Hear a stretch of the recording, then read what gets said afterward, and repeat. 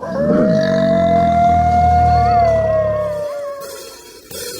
you'd gone out there and stuck a big bull in the first day or two of your first Idaho hunt, we wouldn't be sitting here doing a podcast 4 years later about the adventures surrounding that.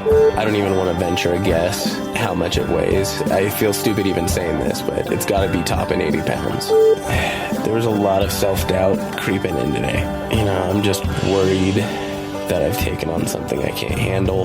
I knew I was doing something just batshit crazy. All right, well, it's the end of day 1. That's it for day 2. It is the end of day 3. It's the end of day 4, and as far as I can manage, the end of my elk season.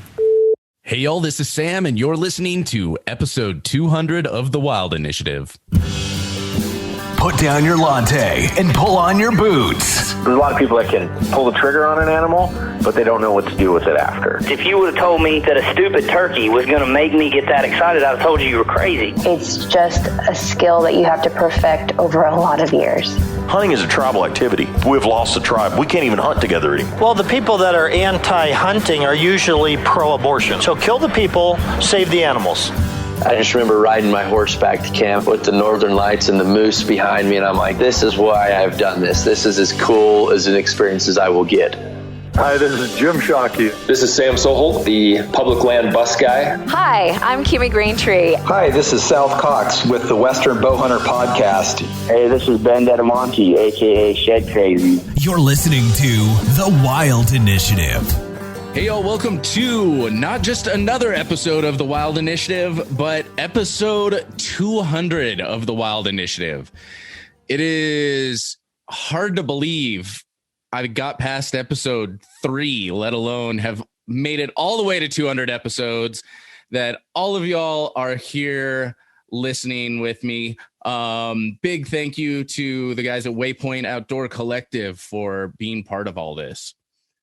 So y'all, getting on to today's episode, I've got something a little special for you, a little bit different. Y'all, I have the audio from my elk hunt each night before passing out in my tent. I recorded a little bit of audio just about my day, about what happened, about how I was feeling about things. And as we all know, the elk hunt did not turn out quite as expected. But, as I was thinking what I wanted to do for episode 200, I thought this would be a fun little turnaround. And to help me talk about that event, I brought him back, folks, the one and only Adventure Cowboy himself, Clayton Marxer. Dude, so good to have you back on again. Howdy, howdy. Good to be here. So if a lot of what we talk about in this episode, if you guys haven't gone back and listened to my first episode back in 2017 with Clayton, make sure, pause this one right now, go back, give a listen to episode 38. That's the recap of my very first elk hunt in 2017. So a lot of what you'll be hearing will probably be referencing a lot of the stuff we talked about then. But yeah, man, it's been a bit of time since that first elk hunt, hasn't it? It sure has. A lot of water under the bridge, a lot of miles under the boots.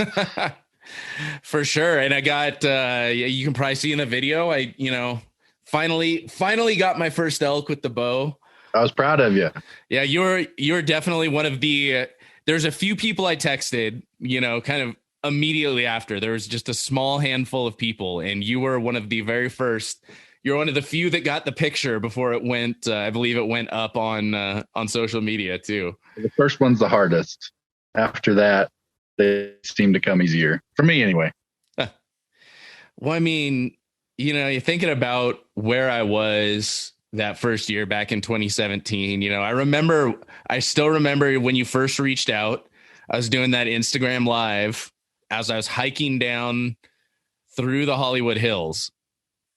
I was, where was I? I was up Griffith Park. Yeah, I was doing my Griffith Park hike. I was doing an Instagram live, and you reached out on that Instagram live, and we started talking. And man, now living out in Montana, probably an hour and a half north of you, something like that? Hour and a half kind of east of me. Yeah. A little northeast, yeah. Yeah. But who would have thought after that that first hunt? Oh man, just thinking about all the stuff that's happened since then. Yeah, it's been fun to watch you progress ever since then. I mean, that you weren't bad then; you were just new to it. And the backcountry stuff is challenging when you have a mentor, let alone when you go into completely uncharted territory by yourself. And when you had mentioned in your video up there, I think is that the observatory that you were talking about? Yeah, when I would do your live. Yeah, I do those lives as I was hiking back down from the top. But yeah, you kind of saw me at the very beginning, and you've been following along, and as someone that's a lot more experienced with hunting, and I'm curious kind of some of the things you've seen in my progression that you've noticed in particular as I've kind of gone through what I've been sharing in my time hunting. Yeah. I would say one of the things that I've noticed the most since those early days when I first started following you and we first started talking is that, number one, you've stuck with it. A lot of people, when they get a new passion, they get a new obsession, we'll call it, they stick with it for a little while. But if they're not successful at it, they just quit. And there's probably a lot of people out there that were expecting you to quit, but you didn't, and you stuck with it. And I'm proud of you for it. I appreciate that, man. Yeah, there's been plenty of times where I've considered just throwing in the towel, but then I'm like, man, I love it too much. I love being out there. I love chasing stuff and occasionally sticking something. Yeah, man. It's not all about the killing.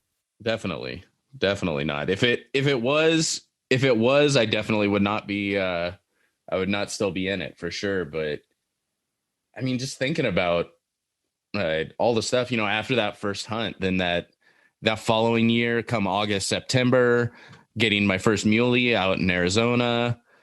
The year after that, getting my javelina in January, and then the aoudad after that. And then, a lot of struggle over those few years with elk hunting through Colorado, through, 6 weeks out here in Montana. There was a lot of struggle and a lot of ups and downs with that one and getting into it. And then finally, last day of my hunt in Arizona, getting an arrow in my little raghorn behind me that I absolutely love. Well, a lot of stuff has happened. You appreciate those experiences when you've succeeded in killing an animal a lot more because of the struggle busing that you've done to get there. Oh yeah.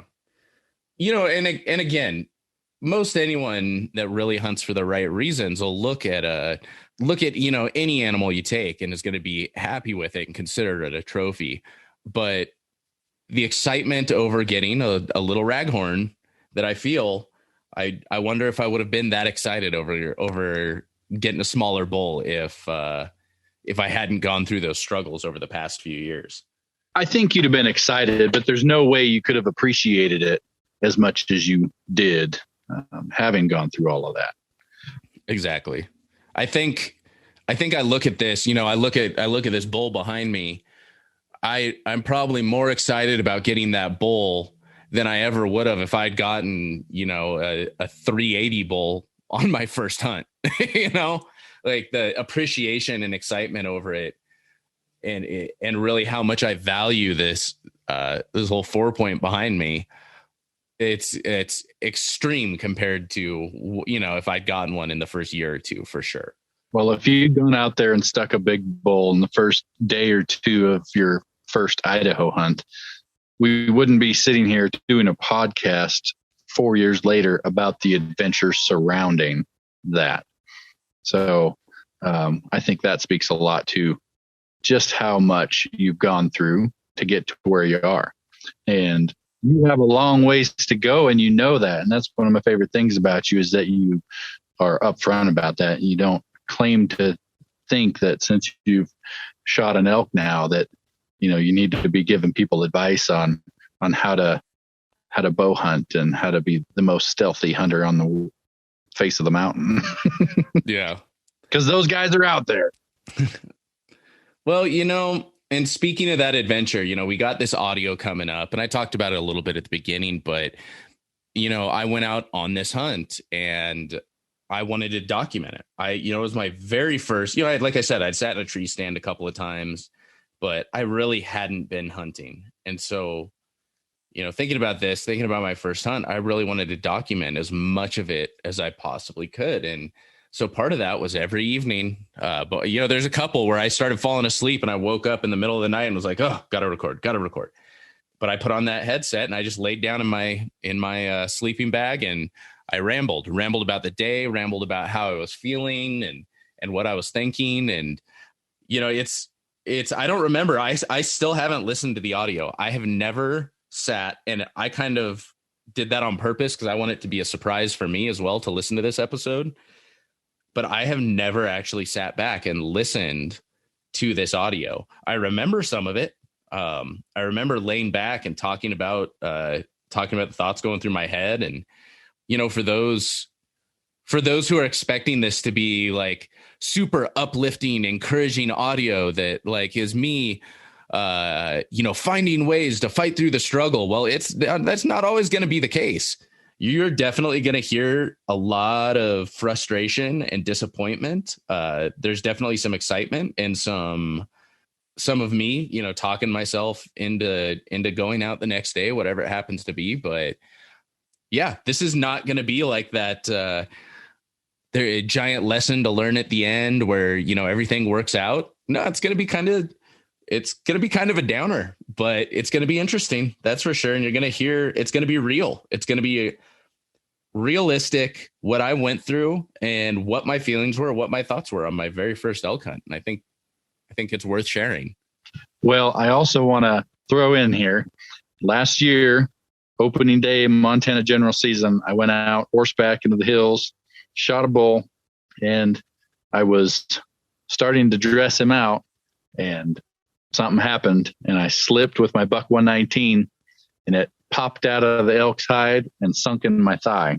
I learned a little bit from your experience. I'd been thinking about getting one of those in-reach devices, and I never would pull the trigger because it's a lot of money. It's like $350 for this little device. And I just couldn't let myself buy it. And then after that happened, I barely missed my femoral artery. And I was up there by myself, no cell service, which is how I've hunted for a long, long time. But it was one of those things that reminded me, no matter how long you've been doing this, no matter how confident you are, an oops can happen to anybody at any time. So now I have an in-reach. And I'm better about telling people where I'm going instead of just relying on my own, well, I always come back attitude. That is, it's a good reminder for anybody. Absolutely a good reminder for anybody that if there's a tool you can use to make sure you come back safe, then that's huge. Yep. No, and this podcast, whatever it is, it's been for me to chronicle my journey. It's been for me to reach out and talk to cool people. And, this episode, there may be somebody out there that finds value in it, somebody that's considering going on their first elk hunt, or just, needs to be reminded of where we all started at one point or another. But, when it comes down to it, this is for me, and I'm excited to release this episode. I'm excited to listen to it. I definitely recommend anyone, before you listen to this audio, before you sit down, if you haven't already, even if you have listened to it, maybe go back and give yourself a little refresher and, go back, listen to episode 38 of the podcast, hop on Clayton's YouTube channel and make sure you watch that video, then go listen to this audio and, get that context. And I think it'll be really cool. And of course, I'll make sure to link, on the show notes page here, I'll make sure to link to that episode to the video on your channel. But yeah, I think it's about time to kick this off and let folks listen to this audio. I'm excited to hear it. I'm also a little terrified because, like you said, I know for a fact some of it is going to be horribly cringeworthy.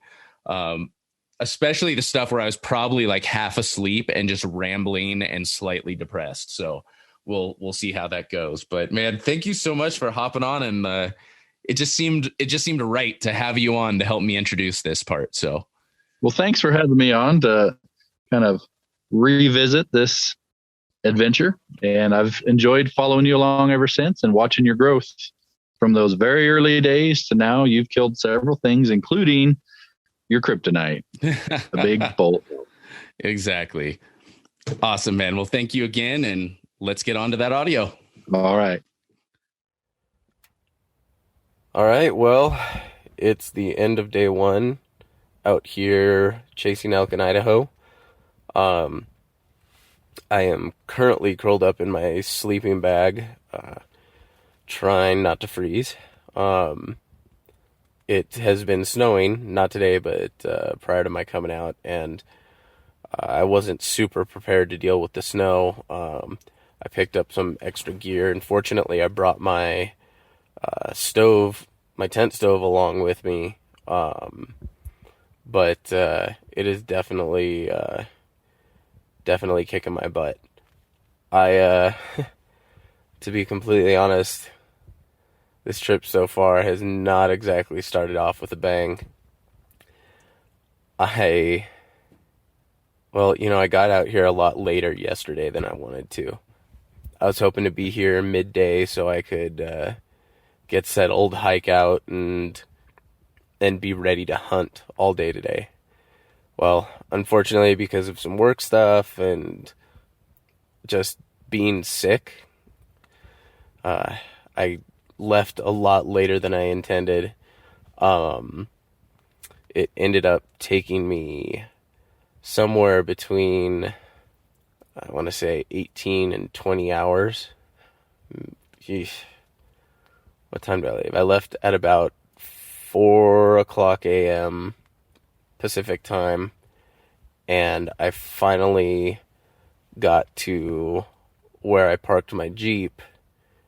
It had to be 1 o'clock a.m. Mountain Time. So, you guys can do the math, but so yeah, I didn't get in here till 1 a.m.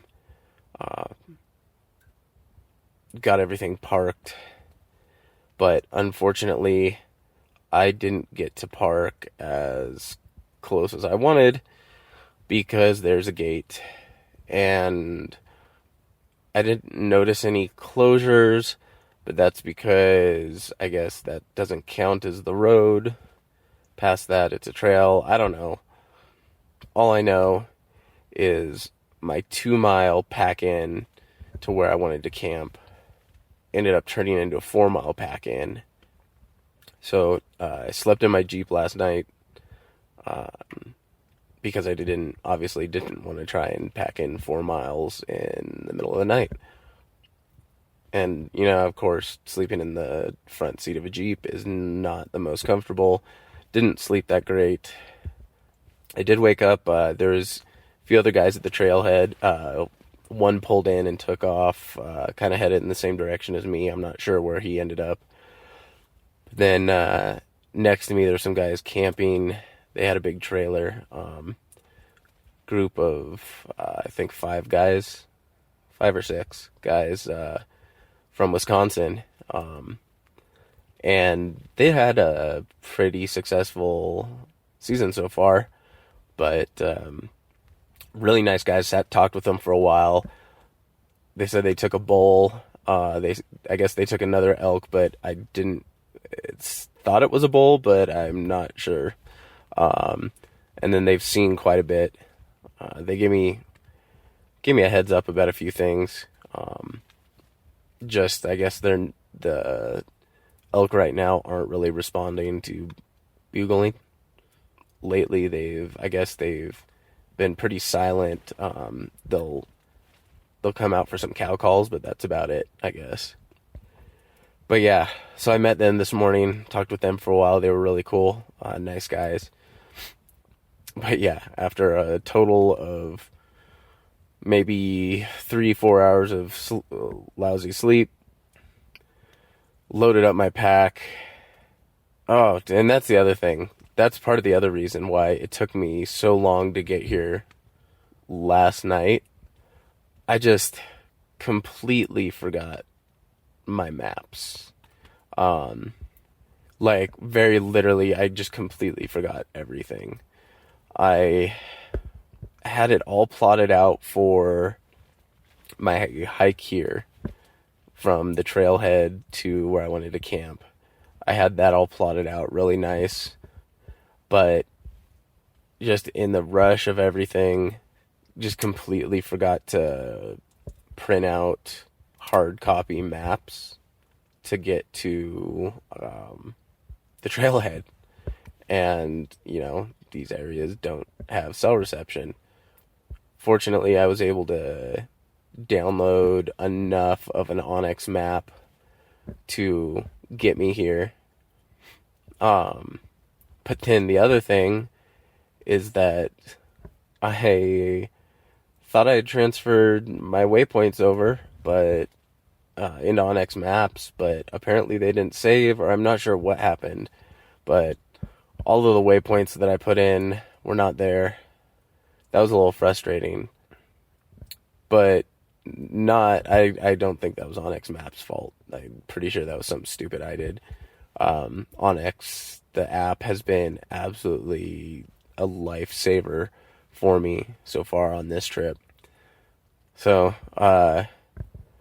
this morning threw on my pack, and it's just, I already knew it was going to weigh too much. And then just in the rush of everything and dealing with the snow, more stuff went in, and certain stuff didn't come out that I needed to take out. Things that were supposed to be brought on the trip but left in the car, or things of that nature. It wasn't too bad when I first put it on, but man, that pack ripped me to shreds today. I got to the end of the first 2 miles where I originally thought I was going to be able to drive to, and I was just dead. It was pretty rough. I don't even want to venture a guess how much it weighs, but it's got to be, I feel stupid even saying this, but it's got to be topping 80 pounds. And so after all of that, I start up what I think is, there's a trail that should take me part of the way to where I want to go. And then I have to go off the trail and cut through. So I think I go to hop on the trail, and that ends really quickly, and it turns out it's not the trail. But so I'm just completely bushwhacking my way where I need to go.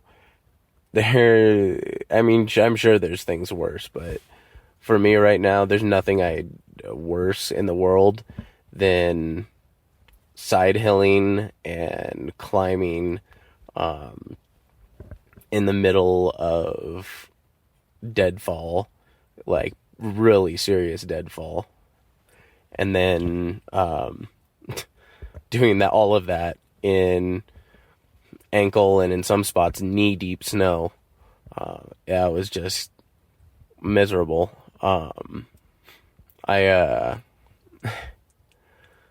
You'd take a step, and I do my best to probe with the trekking poles first.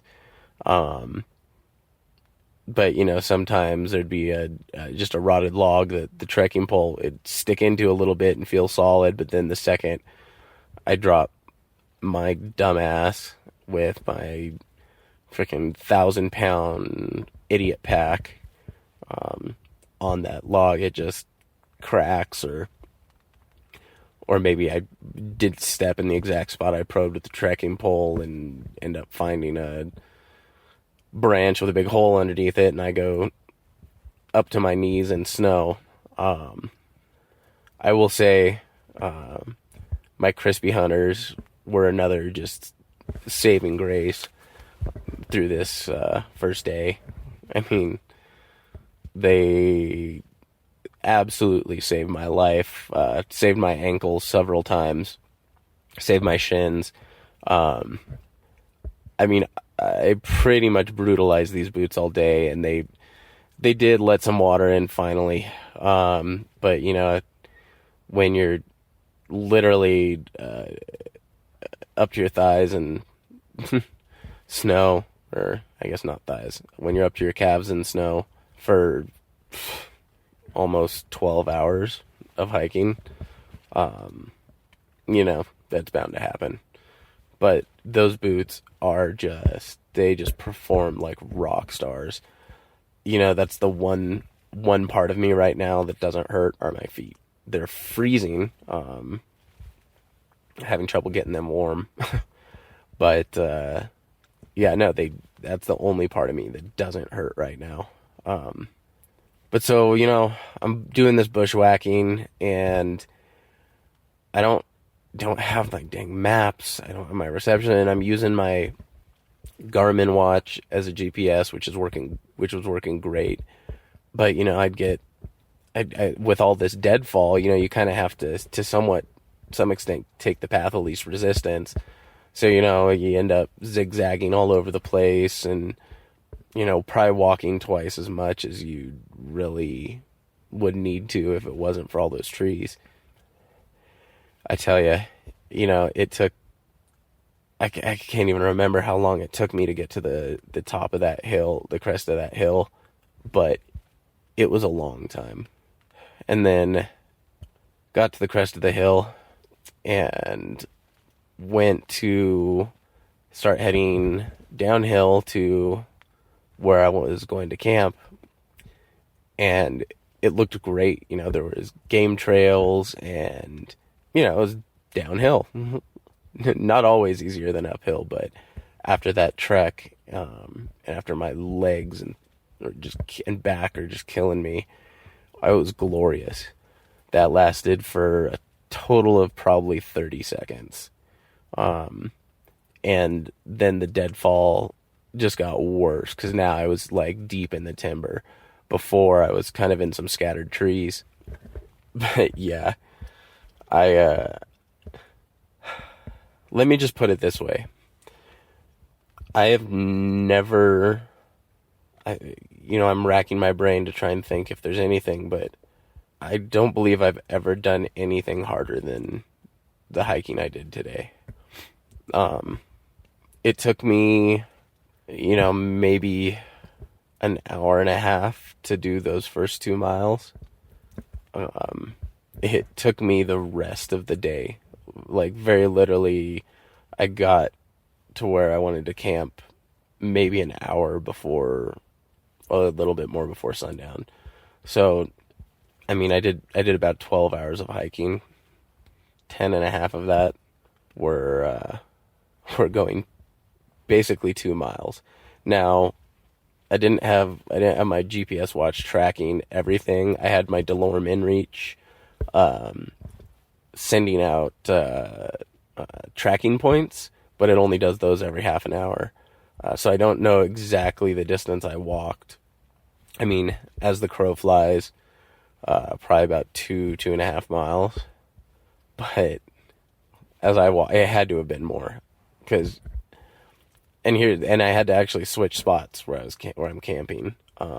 This was a secondary spot, and I'm not a big fan of it, but I had to make do. I'm trying to go one direction, and once again, all these deadfalls are insane. And I'd had somebody that's familiar with the area warn me that this area has a bunch of deadfalls in it.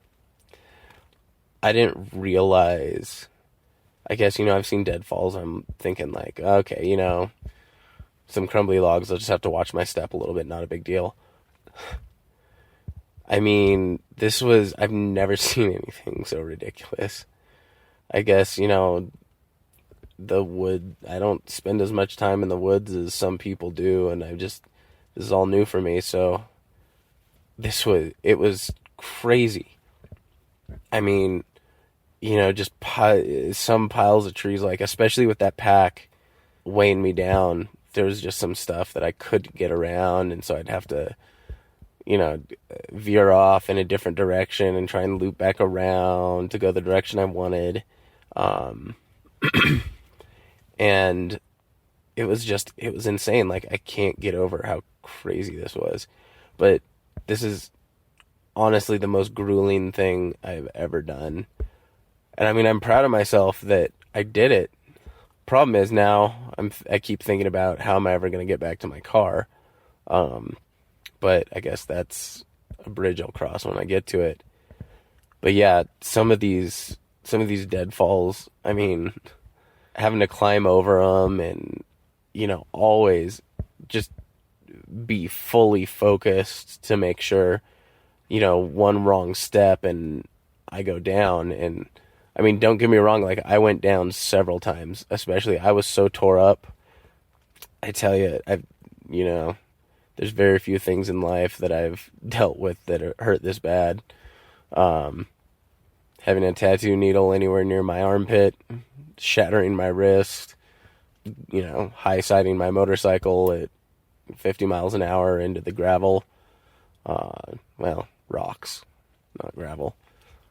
Those things were definitely up there, right around the same level of just complete and utter soreness that I was feeling while trying to do this.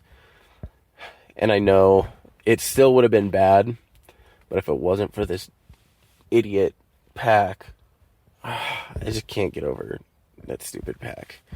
If it wasn't for that pack, it wouldn't have been as bad. I would have been able to be a little more nimble. Very literally everything except for my feet hurt so bad. My shoulders, my back, my chest, I'm to the point where I'm afraid I will not be able to draw back my bow at the full 70 pounds. And I've, of course, forgot of all the things, like, I forget something I need, which I wanted to bring my judo tips so I could do a little stump shooting. But those are sitting in the car, like a bunch of stuff that I'm carrying should be. But yeah, so I'm afraid I won't be able to pull back my bow, and I'm having some serious leg issues. I can't fully straighten my legs without my thighs cramping up. I can't bend my legs without my calves cramping up, and I can't stretch them and work them out and rotate them without my hip flexors cramping up. And we're not talking like the quick, just straighten your foot, kind of cramp. This is like, man,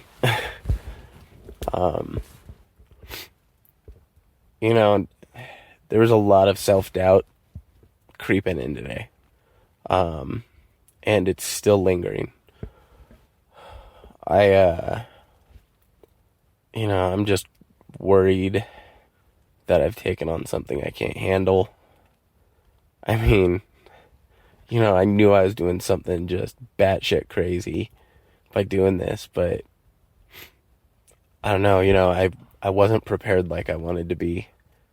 I got super crazy busy at work just before this, and ended up having to work weekends that would normally be spent to prepping for the trip. And then on top of that all, I got just nasty head cold and couldn't do anything. Had to rest so I could at least be vaguely physically capable of all this. I'm still coughing up all kinds of nasty stuff, and it's hard to tell if my nose is running right now because of the cold or because of the cold weather or because of my cold. Probably a little bit of both. I'll tell you, also, one of the biggest things was the altitude. And, I was prepared for it to be bad, after Total Archery Challenge and the gritty hike and everything. I knew it was going to be bad, but I think coupled with that cold, it's really hit me hard. Like, I don't know, it's almost worse than the soreness. Albeit the soreness in my back is, I don't know, that may be the worst. But it gets to the point where I take, a total of 10 steps, and my heart rate is just flies through the roof, and I'm short of breath, I'm gasping, I'm wheezing like a smoker. It's like I just can't breathe. It gets to the point where I almost, like, I feel like I'm suffocating, and then I know I'm not, but I start feeling like I'm suffocating. I kind of start to panic, even though I know in my head that I'm not actually suffocating. It's just, the self-doubt's really nagging. And, I actually go back to what Cody told me. Like he said, and Cody, if you're hearing this, your mantra has been going through my head all day. But, Cody said this is going to suck. And I keep reminding myself that, and it does. I was really hoping to do some elk hunting today. I mean, like, I guess, yeah, I could say this is elk hunting, but no, this was just glorified hiking with like a person on my back worth of pack. It's freaking ridiculous. I did see, just before getting to my camping spot, I did see some rubs. They all looked pretty old. That's one of the frustrating things about the snow is I didn't have a ton of questions for the biologist. I was a little out of it on the cold meds when he called. But, I got some elevations from him and where I should be checking stuff out and what they're doing. And then this snow comes in and completely ruins all that. And, I was just looking at these rubs, and I was thinking, like, I don't know if they're from last year, or there's definitely some from prior years. They'd kind of grown up the tree. There's some that I don't know if they were from last year or this year, a few weeks ago. They looked fairly recent, as far as I can tell. I don't know. I haven't ever really seen rubs before. I was looking at that, and I was just thinking, like, well, this would have been the spot. I was, like, right on with my research and everything I was thinking. But then this snow came in, and the elk have to be a lot lower now. It must have pushed them down. There's no way they're hanging out in this mess. I don't know. I could be wrong. Like I said, I don't know crap about elk. But I was just thinking, like, this would have been the spot, 2-3 weeks ago. Not so much anymore, it's looking like, and that's a little frustrating. I feel like a lot of stuff has gone wrong, that it's out of my control, and that's frustrating. But then I feel like I've screwed up a bunch of stuff in my prep, and just coming in here instead of fixing the mistake. It's like starting over and fixing the mistakes, or like regrouping and thinking. I've just kind of been barreling ahead and compounding the mistakes. I don't know, maybe some of it's just like my excitement to get out. I think a lot of it just has to do with, I'm blaming a lot on being sick. I don't function well when I'm sick. I can't think straight.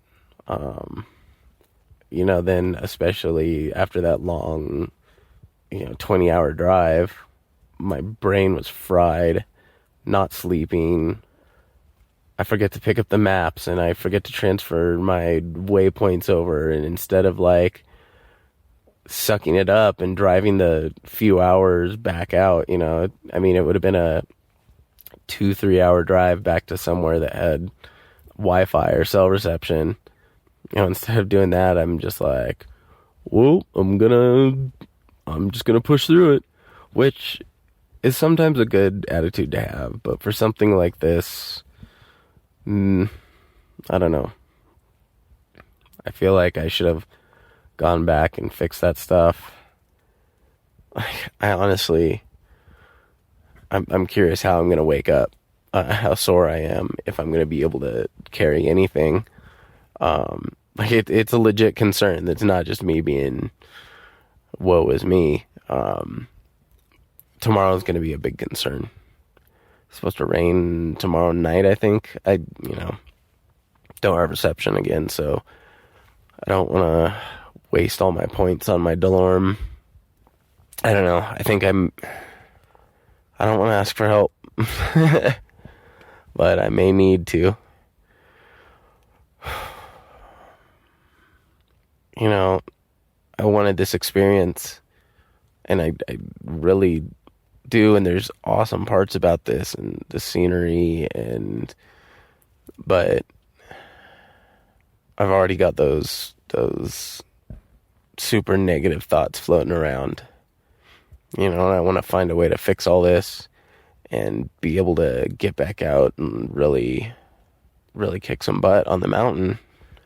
But it's frustrating because I feel like for all the work I've done, you know, I'm not saying I thought it would be easy. I had no doubt that it was going to be incredibly difficult. But I don't know. I didn't know it was going to be this hard to not totally screw things up. So I tried using my stove, my tent stove, and it was working for a while, but it requires such constant tending to keep a fire going. I mean, that's mostly because all the wood's super wet. So, you know, I've got to balance it just right so there's enough burning in there and enough heat to dry out the next piece of wood I'm putting in, and then anytime I open that stinking door and it's not fully flaming, you know, if there's any embers or anything, if I open that door, it just fills the tent with smoke, and so then I gotta open the front and let all the smoke out, but then all the cold air comes back in, and I don't know. I'm very frustrated. I'm tired. You know, and perfect is not easy. Perfect is not necessarily killing an elk.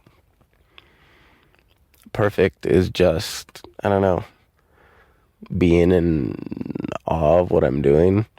And I'm still I'm still super proud of myself that I finished that hike. But all right, I need to go to bed. If my legs will stop twitching long enough. If they're not twitching, I'm shaking right now, which is frustrating. We'll see what tomorrow holds. Hopefully something a little bit better. All right. Good night, y'all. Well, y'all, that's it for day 2. As you can probably hear on the tent, it's raining right now. I think I'd actually prefer the snow, although it was sagging in the sides of the tent. I've discovered full well the amount of seepage that this tent basically has, and it's a lot. There's definitely a lot of water dripping inside the tent, and I've got to figure out how to deal with that. So, you know, you live and learn. Fortunately, I discovered the secret tonight to keeping the stove blazing, keeping it nice and hot. Unfortunately, it took a lot of trial and error, and I've used more than my fair share of fire starters on this trip. So hopefully I have enough left to get me through the rest of the inclement weather and get to some sunnier days before I have to leave. Yeah, today was a lot. I slept in today just because I couldn't get up early and start hiking again and put on that pack. I needed my rest. But I cleared out the pack, got it down to significantly less. I'm really curious how much it weighs. Yeah, the pack was no problem today. That's one thing I noticed. There's a couple of points where my back and shoulders kind of hurt, but more of that was just remnants from yesterday, I think. But yeah, I unloaded the pack, just put in what I needed for the day, zipped up the tent, and bada bing, bada boom, was out of here. I knew there was going to be some rain this week and possibly some snow.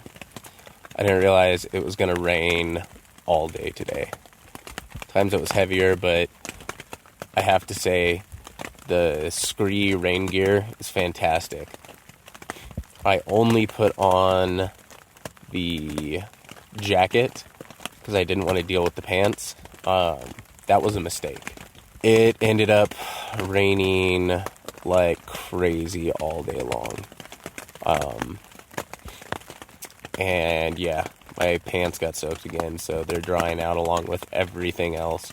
Pretty much everything got soaked. I had a pack cover, but the pack was already kind of damp. And, there's just only so much you can do when you're pulling stuff out of your pack, and yada, yada, yada. I went off hiking, went to check some of the feeding spots. Once again, I did a lot of bugling today, and a lot of cow calling, and from that, I did not hear a blessed thing.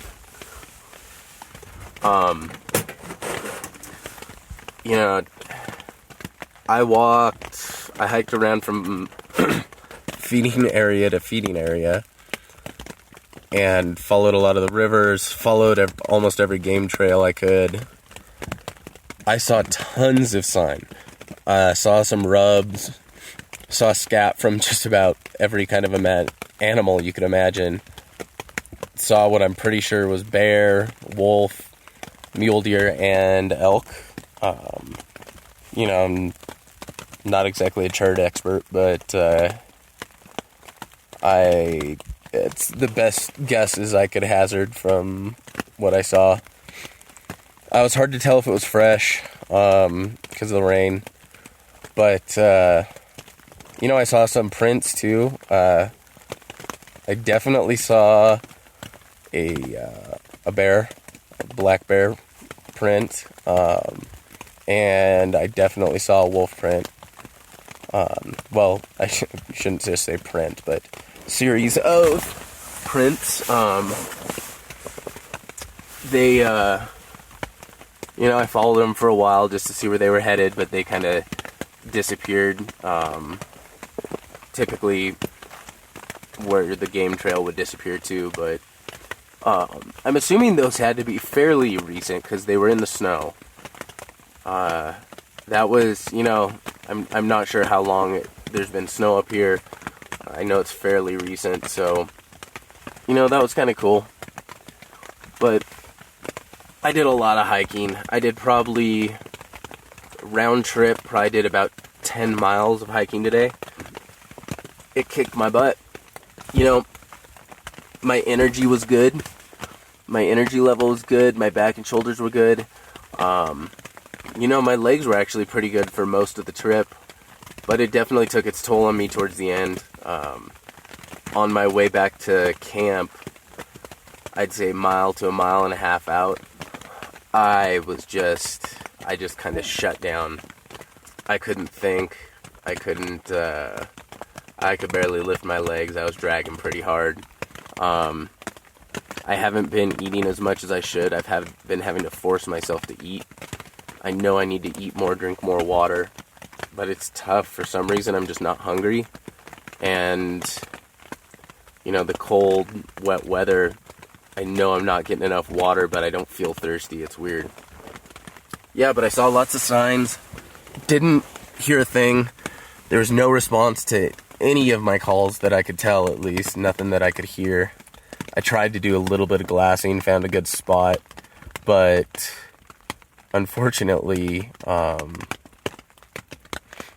it was just too cold and wet, and my binocs kept fogging up, and it was just completely useless. Plus, I was freezing my butt off and in the rain, so, you know, not the best glassing weather.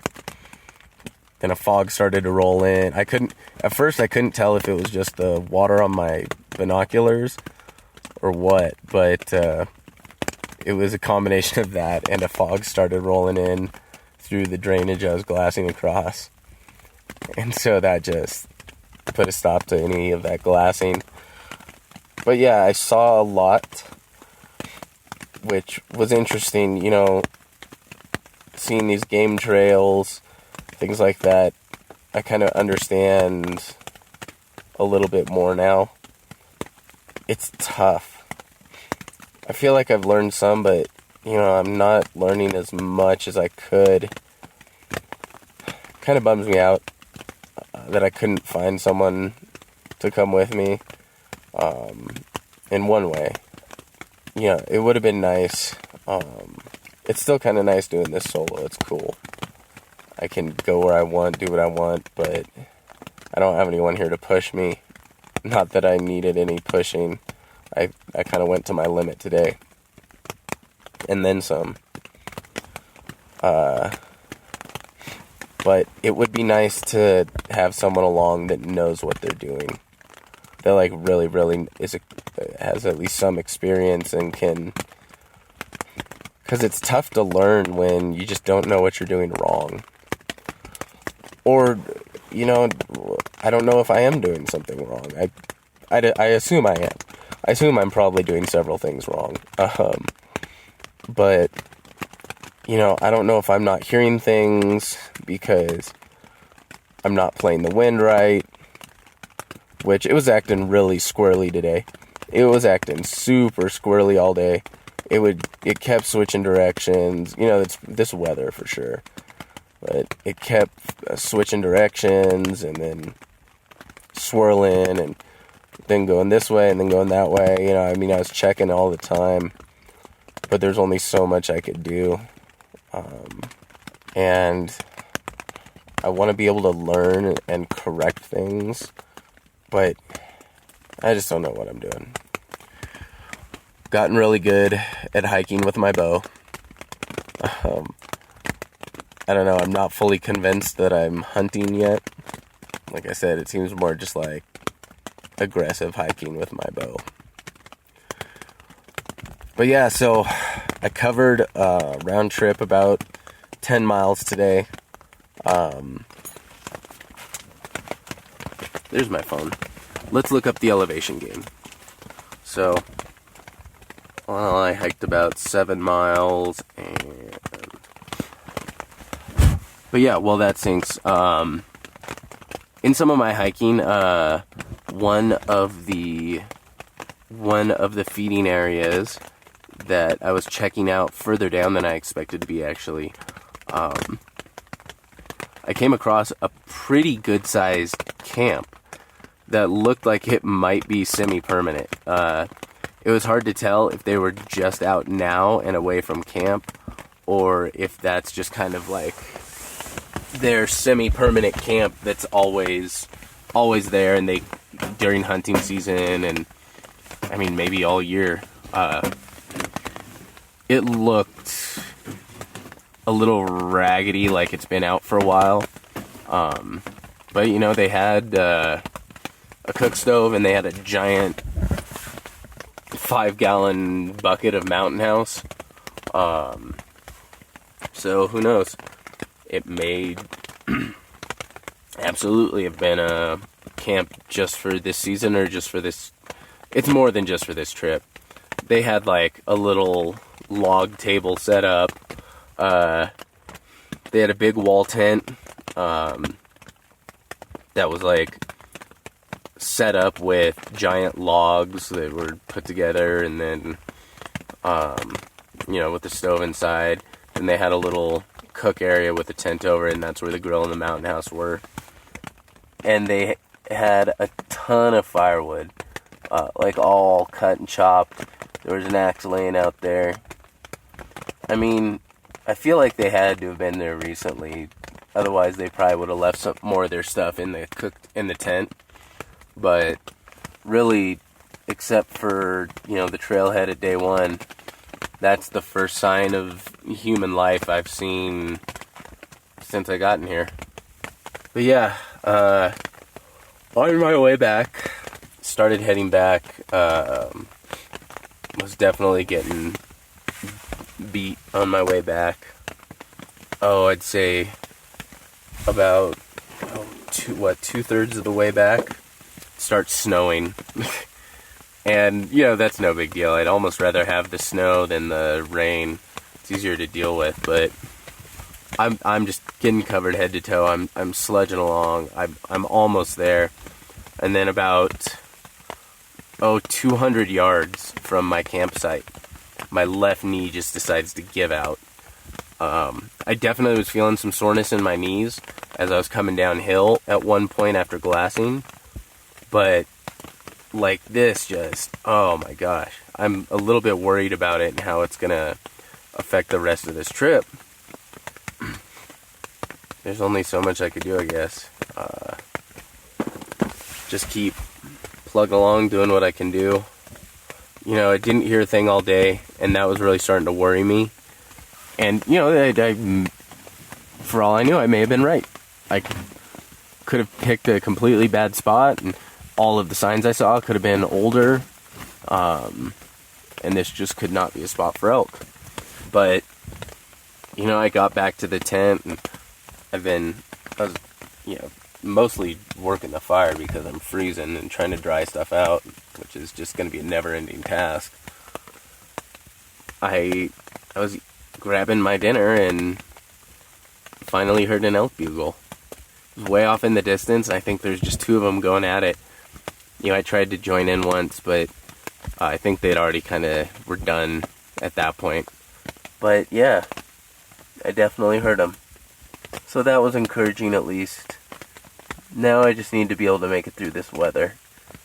I don't think I remember what it's like to be dry or warm. But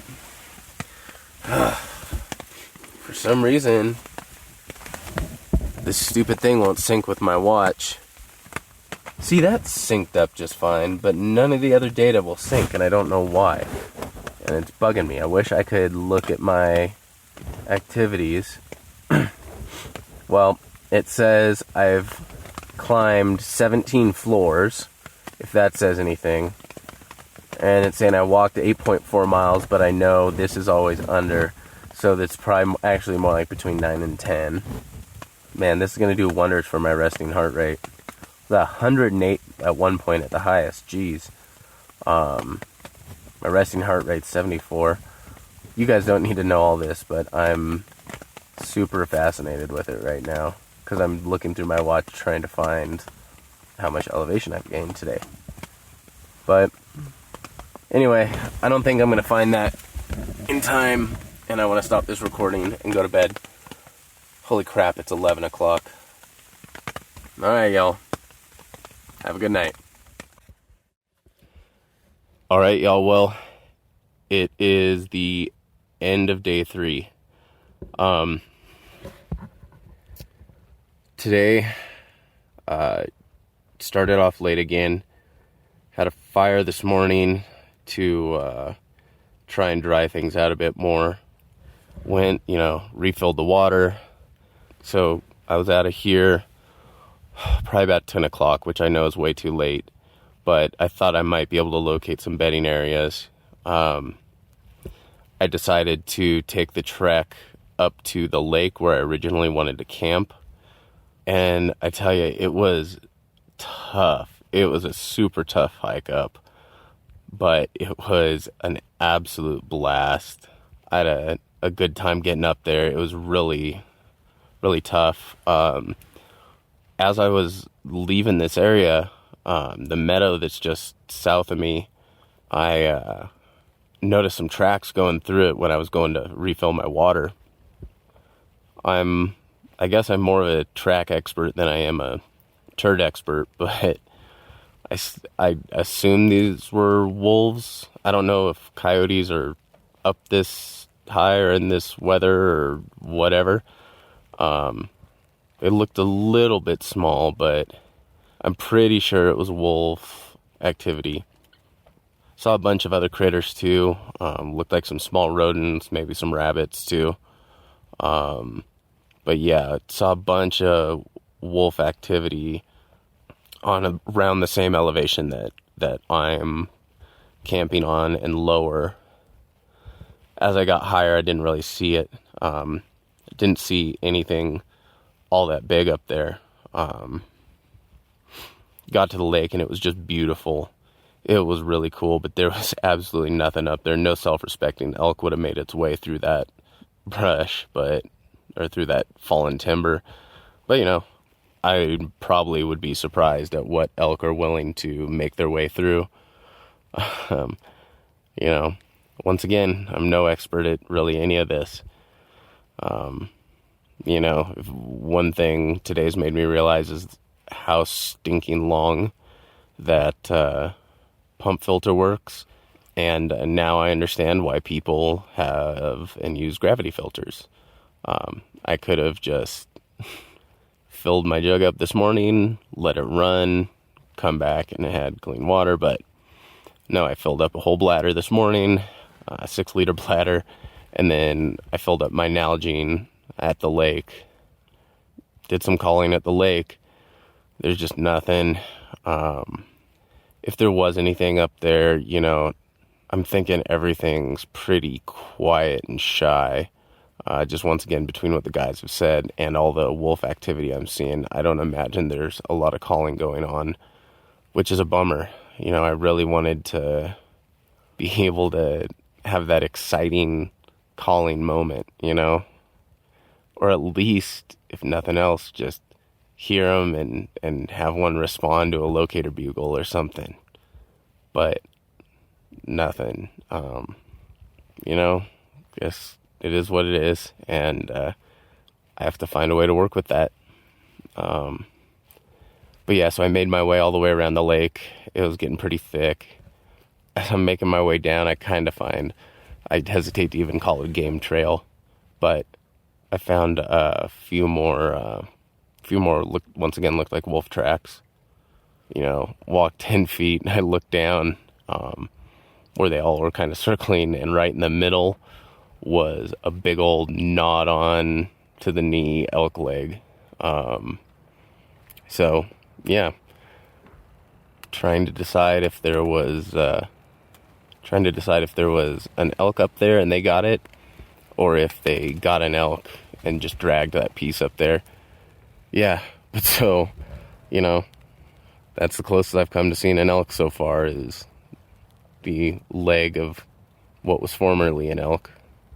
And just, you know, after I left the lake, even a little bit on the way up, like, I didn't think it was that bad on the way up. It was right, you know, maybe the last 100 yards before I got to the lake. My left knee just really started acting up again.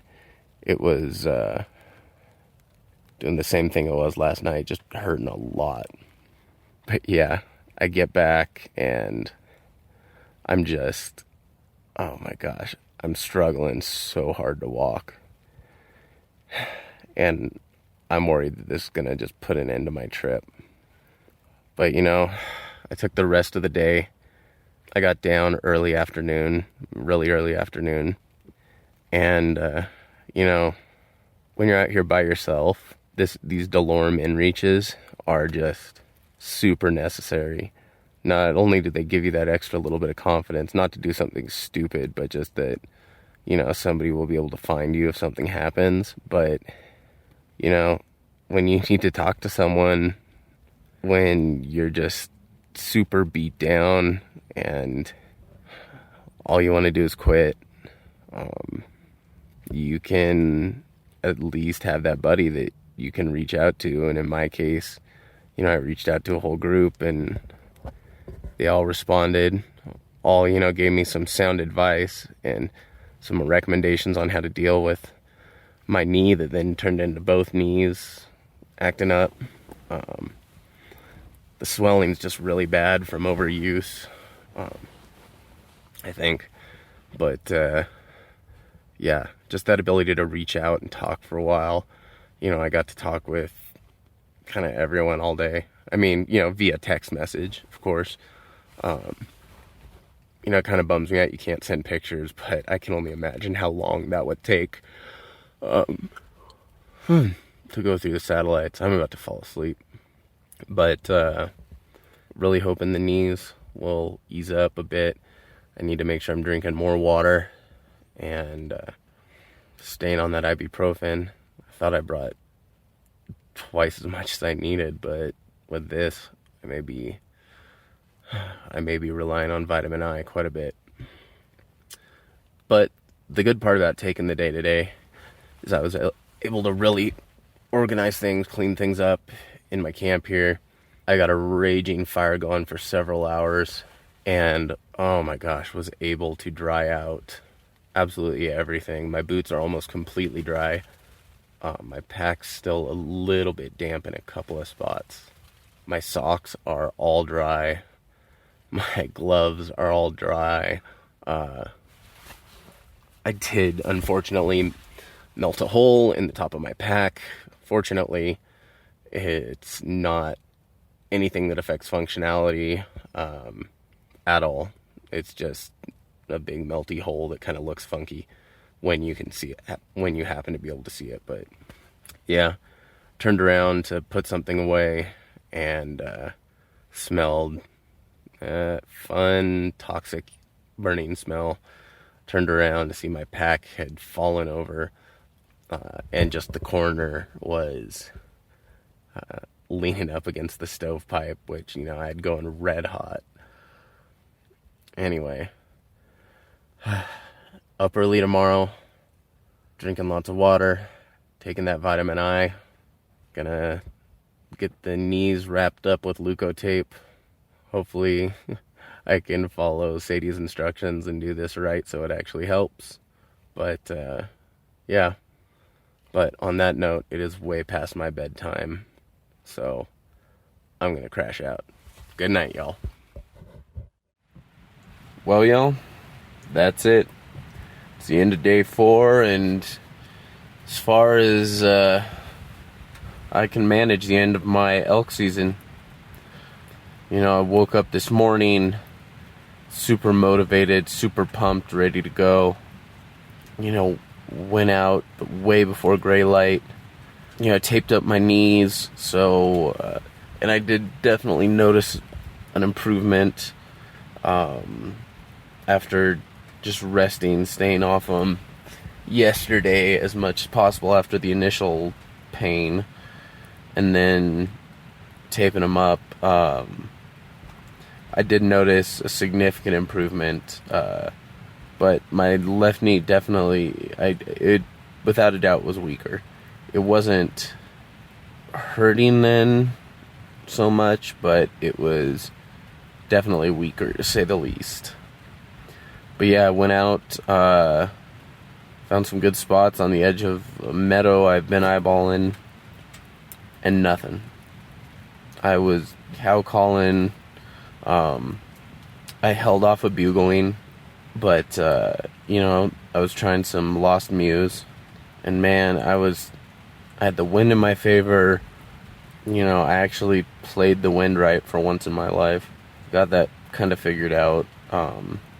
There's a couple times it did start acting squirrely and swirling around, or something would pick up from the other direction, but it just really confirmed my suspicion that there's absolutely nothing there.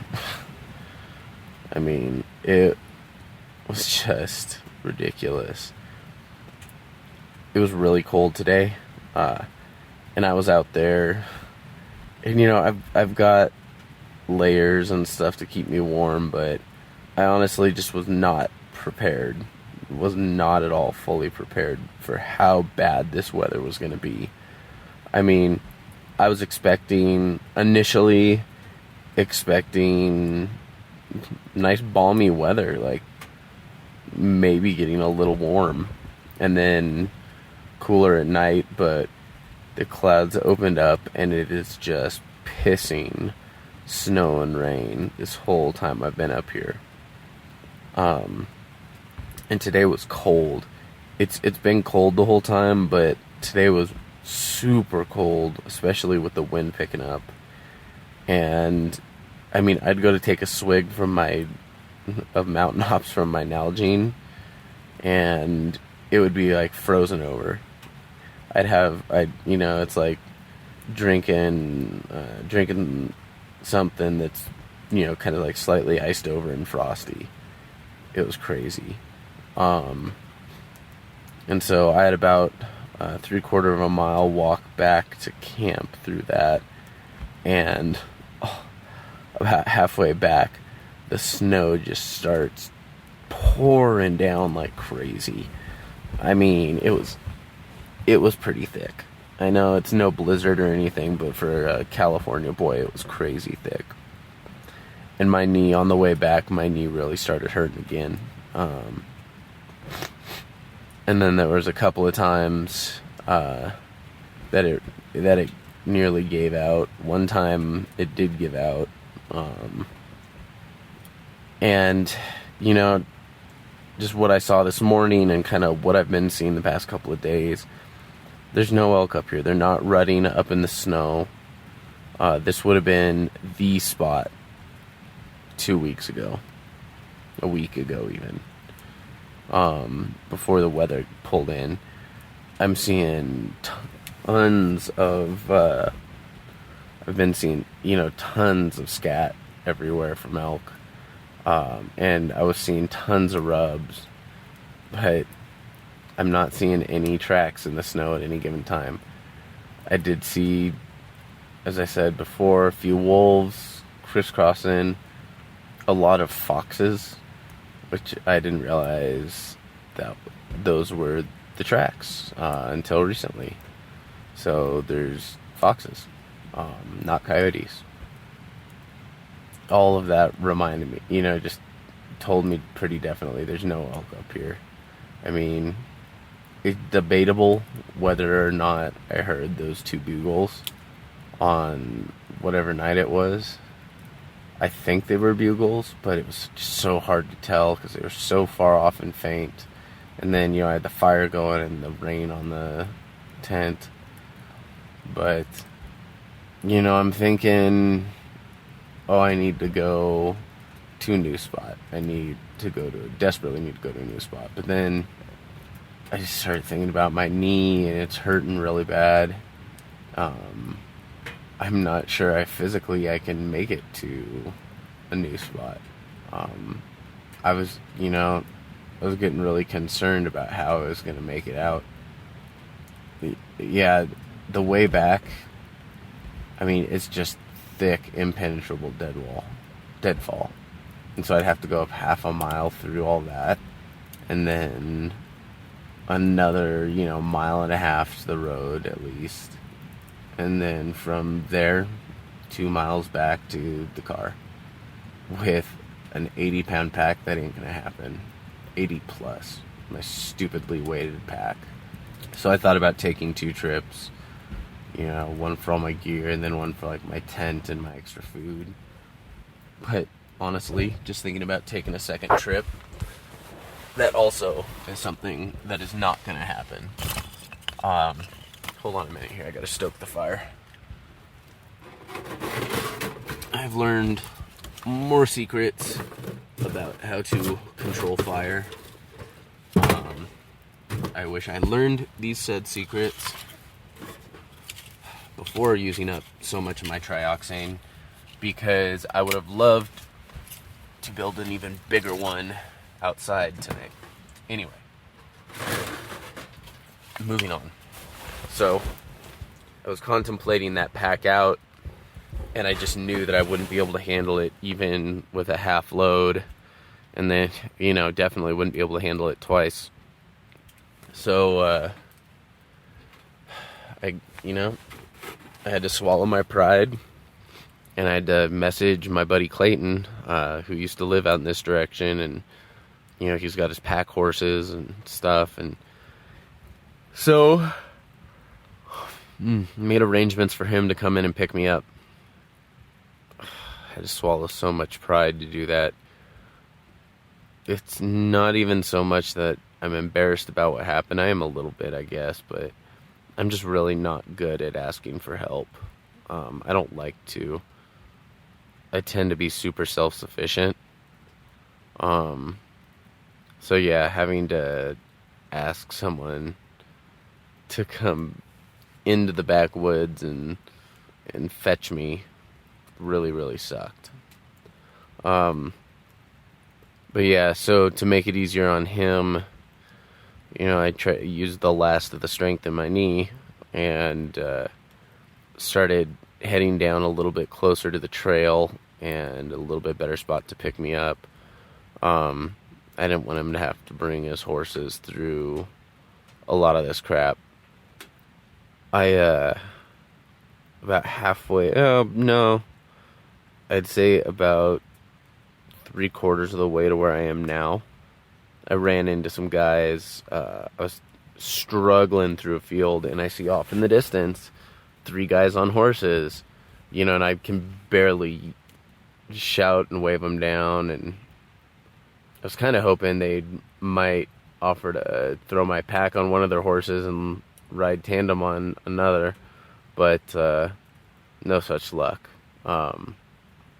Turns out they work for an outfitter, and they were the ones who actually have the camp, the semi-permanent camp that I came across the other day. And they were just on their way. They're picking up all their camps and packing them out right now. I was gonna camp in the meadow where I found them, where I met them, but it wasn't looking great. There weren't any really great spots, and they said I could come on down to where they had their camp set up. They were gonna be tearing it down, but it's a much better spot, a lot flatter and drier. Has a fire ring, hence why I wanted to build a fire outside, and has a bunch of dry wood, and they left an axe for me. And they showed me where the horse trail was, which I wish I had known about a lot sooner. Although it was pretty hard to follow in some spots. If it wasn't for the hoof prints in the mud or tearing up a bank or a pile of poop, that poop I could tell. I would have never been able to find the trail, stay on the trail for very long.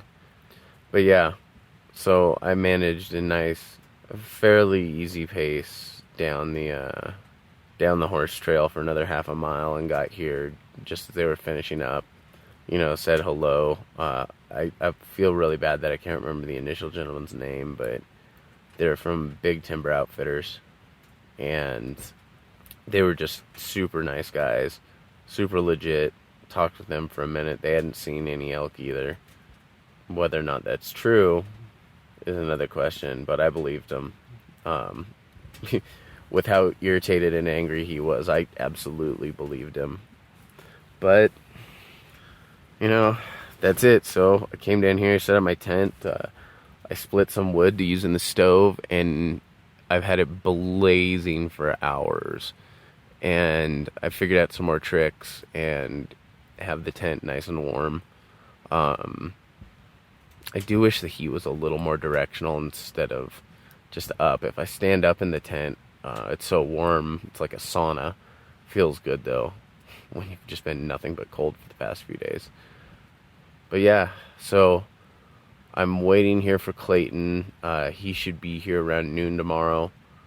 I took a couple of Benadryl, so hopefully I'll just knock out, and maybe I'll sleep till noon for the first time since I was in college or high school. Or the last time I went out and had a little bit too much fun. But It's been a rough day, a lot of pride swallowed. I don't even want to talk about the lessons I've learned. I'm just so irritated and bummed out that my elk season's over. I also feel like a lot of people were kind of counting on me this year, and I let them all down, but anyway. This is me signing off. Talk to y'all later. All right, y'all, that'll do it for this episode of The Wild Initiative. Make sure to check out the show notes page at thewildinitiative.com/200. Get links to everything we talked about in today's episode.